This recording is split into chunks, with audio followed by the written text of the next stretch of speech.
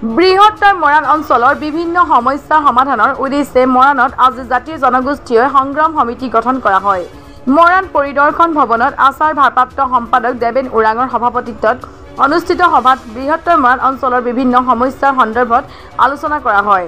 সভাত ক্ষীৰোদ শইকীয়া আৰু বুধিন সোণোৱালক মুখ্য উপদেষ্টা, আটাচু নেতা দেৱজিৎ গগৈ সভাপতি, টাইপা নেতা ৰুদ্ৰসাগৰ বুঢ়াগোহাঁইক সম্পাদক হিচাপে লৈ ৩১জনীয়া জাতীয় জনগোষ্ঠীয় সংগ্ৰাম সমিতি গঠন কৰা হয়। বিভিন্ন জাতীয় জনগোষ্ঠীয় সংগঠনৰ প্ৰতিনিধিৰে গঠিত জাতীয় জনগোষ্ঠীয় সংগ্ৰাম সমিতিৰ নৱগঠিত সমিতিয়ে মৰাণৰ সমস্যাবিলাকৰ সমাধানৰ ক্ষেত্ৰত সকলো ৰাইজৰ সহায় সহযোগিতা কামনা কৰিছে। আজি মৰাণ পৰিদৰ্শন ভৱনত জাতীয় জনগোষ্ঠীয় সংগঠনৰ নেতৃবৃন্দৰ উপস্থিতিত এখনি সভা অনুষ্ঠিত হয় আৰু এই সভাত মৰাণৰ বিভিন্ন সমস্যাসমূহৰ ওপৰত আলোচনা কৰা হয় আৰু এই সভাতে আগন্তুক মৰাণৰ সমস্যাসমূহৰ ওপৰতে বা অসমীয়া জাতিৰ বিভিন্ন সময়ত ঘটি অহা সমস্যাসমূহৰ ওপৰত মাত মাতি যাবলৈ এখন সমিতি গঠন কৰা হয়। এই সমিতিখনৰ নাম ৰখা হৈছে জাতীয় জনগোষ্ঠীয় সংগ্ৰাম সমিতি আৰু এই সমিতিখন ৩১জনীয়া সমিতি গঠন কৰা হয়। মুখ্য উপদেষ্টা হিচাপে চুতীয়া ছাত্ৰ সন্থাৰ উপদেষ্টা ক্ষীৰোদ শইকীয়াক দায়িত্ব অৰ্পণ কৰা হৈছে। সোণালকাৰী ছাত্ৰ সন্থাৰ সাধাৰণ সম্পাদক বুধিন সোণোৱালক দায়িত্ব অৰ্পণ কৰা হ'ল আৰু সভাপতি হিচাপে টাইহং ছাত্ৰ সন্থাৰ কাৰ্যকৰী সভাপতি দেৱজিৎ গগৈক দায়িত্ব অৰ্পণ কৰা হ'ল। সাধাৰণ সম্পাদক হিচাপে টাইপাৰ কাৰ্যকৰী সভাপতি ৰুদ্ৰসাগৰ বুঢ়াগোহাঁইক দায়িত্ব অৰ্পণ কৰা হৈছে। এই ৩১জনীয়া সমিতিখনত মৰাণৰ বিভিন্ন জাতীয় জনগোষ্ঠীয় সংগঠনৰ নেতৃবৃন্দক বিভিন্ন বিষয় বাবদ ৰখা হৈছে আৰু আগন্তুক ২৭ তাৰিখে এই সমিতিখনৰ প্ৰথম কাৰ্যনিৰ্বাহক সভা অনুষ্ঠিত কৰাৰ প্ৰস্তাৱ গ্ৰহণ কৰা হয়। মৰাণ স্থিত গড়কাপ্তানি বিভাগৰ পৰিদৰ্শন ভৱনত মৰাণৰ বহুকেইটা জাতীয় আৰু জনগোষ্ঠীয় সংগঠনৰ প্ৰতিনিধিৰ উপস্থিতিত এখন সভা অনুষ্ঠিত হয় আৰু এই সভাত সভাপতিত্ব কৰে সদৌ অসম আদিবাসী ছাত্ৰ সন্থাৰ সন্মানীয় সাধাৰণ সম্পাদক দেবেন ওৰাং ডাঙৰীয়াই। আৰু এই সভাতেই মৰাণৰ বহুকেইটা জাতীয় আৰু জনগোষ্ঠীয় সংগঠনৰ প্ৰতিনিধিক লৈ জাতীয় আৰু জনগোষ্ঠীয় সংগ্ৰাম সমিতি বুলি এখন সমিতি গঠন কৰা হয় আৰু এই সমিতিখনে অনাগত দিনত মৰাণ অঞ্চলটোৰ বিভিন্ন স্থানীয় সমস্যাৰ লগতে বৃহত্তৰ অসমীয়া জাতিৰ যিবিলাক জাতীয় জ্বলন্ত সমস্যা আছে উক্ত সমস্যাসমূহতো মাত মাতি যাবৰ কাৰণে আমি প্ৰতিশ্ৰুতিবদ্ধ।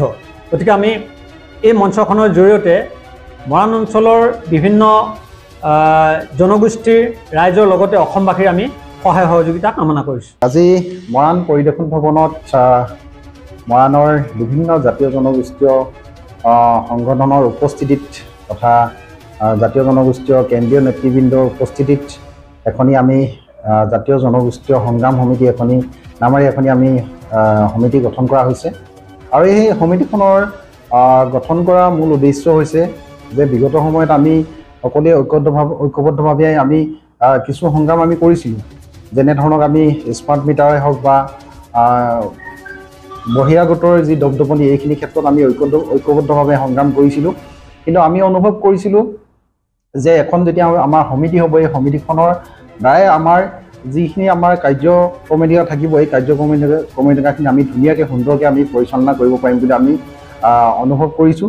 গতিকে সেইবাবে সকলোৱে ঐক্যবদ্ধভাৱে আমি এই সমিতিখন গঠন কৰিছোঁ আৰু আমাৰ লক্ষ্য উদ্দেশ্য হৈছে যে মৰাণৰ বিভিন্ন সমস্যা এই কৃত্ৰিম বানপানীয়ে হওক বা বিভিন্ন আমাৰ ৰাস্তা পদূলিৰ সমস্যাই হওক বা আমাৰ ছাত্ৰ ছাত্ৰী বিভিন্ন সমস্যা আছে এইখিনি ক্ষেত্ৰত হওক বা আজি যিহেতু মৰাণৰ যি অৱস্থা এই অৱস্থাক লৈ আমি কেনেধৰণে আমি মৰাণখন আমি জীয়াই ৰাখিব পাৰোঁ তাক লৈ এখন আমাৰ সংগ্ৰাম হ'ব। যিহেতু দেখিছে যে মৰাণৰ বাইপাছ হৈ যোৱাৰ লগে লগে মৰাণত যি ধৰণে মানুহৰ সমাগম হ'ব লাগিছিলে বা ব্যৱসায় বাণিজ্য হ'ব লাগিছিলে এইখিনি ক্ষেত্ৰত যথেষ্টখিনি হ্ৰাস পাইছে বুলি আমি অনুভৱ কৰিছোঁ। এইখিনি ক্ষেত্ৰত আমি কেনেধৰণে পৰিত্ৰাণ পাব পাৰোঁ তাৰ বাবে আমি সকলোৱে চিন্তা চৰ্চা কৰিছোঁ। সমান্তৰালভাৱে যিবিলাক আমাৰ ৰাস্তা পদূলি ইতিমধ্যে নিৰ্মাণ হৈ আছে এই নিৰ্মাণ হৈ থকাৰ ক্ষেত্ৰত ক'ত কি বিসংগতি হৈছে ইতিমধ্যে আমি বহুখিনি আমি দেখিবলৈ পাইছোঁ। গতিকে এইখিনি ক্ষেত্ৰত আমি নিশ্চয় আমাৰ এই সংগ্ৰাম সমিতিখনে আমি কাম কৰিবলগীয়া আছে বুলি আমি অনুভৱ কৰিছোঁ। যিহেতু আমি বহুত দিনৰ পৰা আমি শুনিব পাইছোঁ যে মৰাণৰ যিবিলাক আমাৰ অফিচ আছে, সেই ৰাজহ চক্ৰ বিষয়া অফিচেই হওক বা থানাই হওক, এই অফিচবিলাক মৰাণৰ পৰা উঠাই নিয়া এটা যি ষড়যন্ত্ৰ চলি আছে, এইখিনি ক্ষেত্ৰত আমি সংগ্ৰাম সমিতিয়ে আমি মাত মাতিব লাগিব বা আমি ৰাইজক কেনেধৰণে আমি এই সুবিধাখিনি সদায় প্ৰদান কৰি থাকিব পাৰে চৰকাৰে, তাৰ বাবে আমি সকলোৱে আমি ঐক্যবদ্ধভাৱে আমি মাত মাতি যাম।